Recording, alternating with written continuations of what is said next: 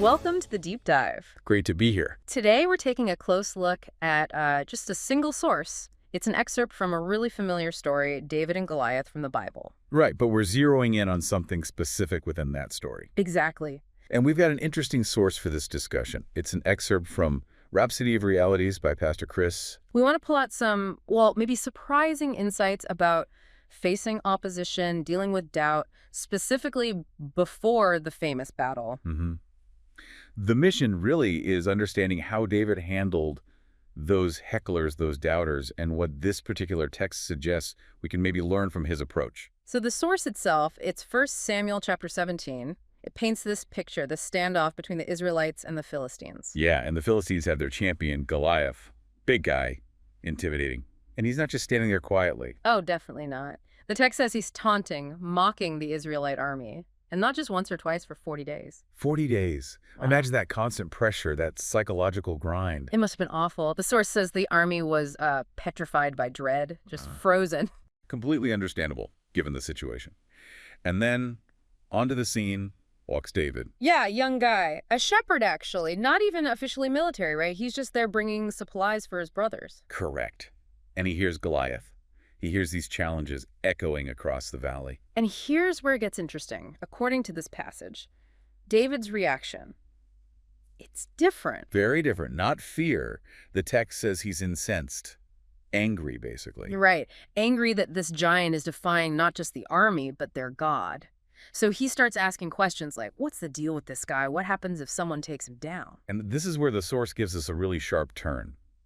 Because the first real opposition David faces, it isn't Goliath. No, it's his own brother, Eliab, the oldest one. Exactly. And Eliab's reaction, as the text describes it, is just pure contempt, isn't it? Totally. He basically chews David out. Why are you even down here? Implying he's naive, maybe arrogant, should be back-tending sheep. Calling him unqualified for this situation, essentially. Yeah. This is the key moment the source seems to highlight. You've got David fired up about Goliath, this external enemy, and bam, he gets hit with this cynical doubt from inside his own camp, from family. So what does David do? And this is fascinating. The text shows he doesn't argue back with Eliab. Yeah, why not? I mean, most of us, our instinct would be to defend ourselves, wouldn't it? Explain why we're right, why our motives are good. Especially when it's someone close to you doing the criticizing. Right. But the source suggests David, maybe instinctively, knows that winning a shouting match with Eliab isn't the goal here. It's not going to achieve anything productive. So instead of getting dragged into that argument? He just turns away. The text says he turns to someone else and keeps asking his questions, trying to find out more, eventually seeking out King Saul. And even when he gets to Saul, he doesn't start with, hey, my brother was just really mean to me. No, not at all. He doesn't bring up Eliab's opinion. Instead, he talks about his experience. Ah, right.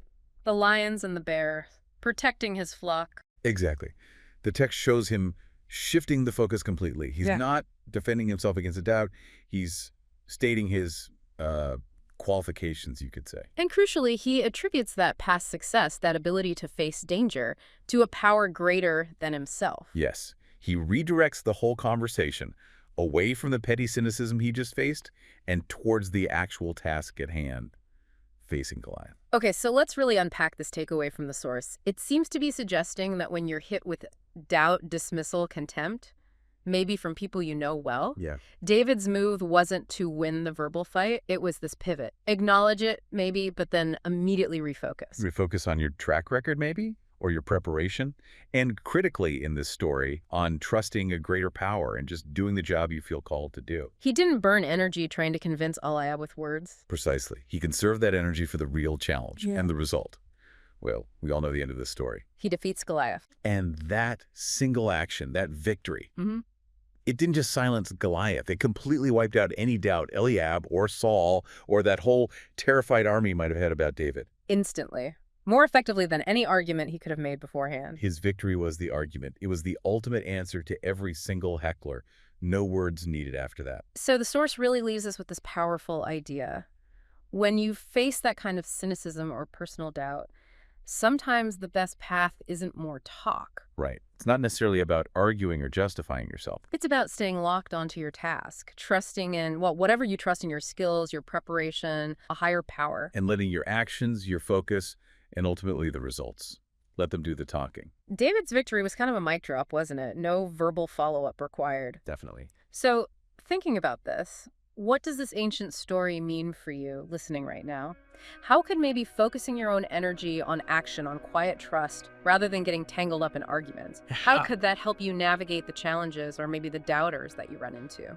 And that's our deep dive for today. Until next time, keep diving deep. Yes. For more information on how you can grow spiritually using Rhapsody of Realities, please visit our website, www.rhapsodyofrealities.org, or you can also visit rin.rhapsodyofrealities.org/salvation. Thank you.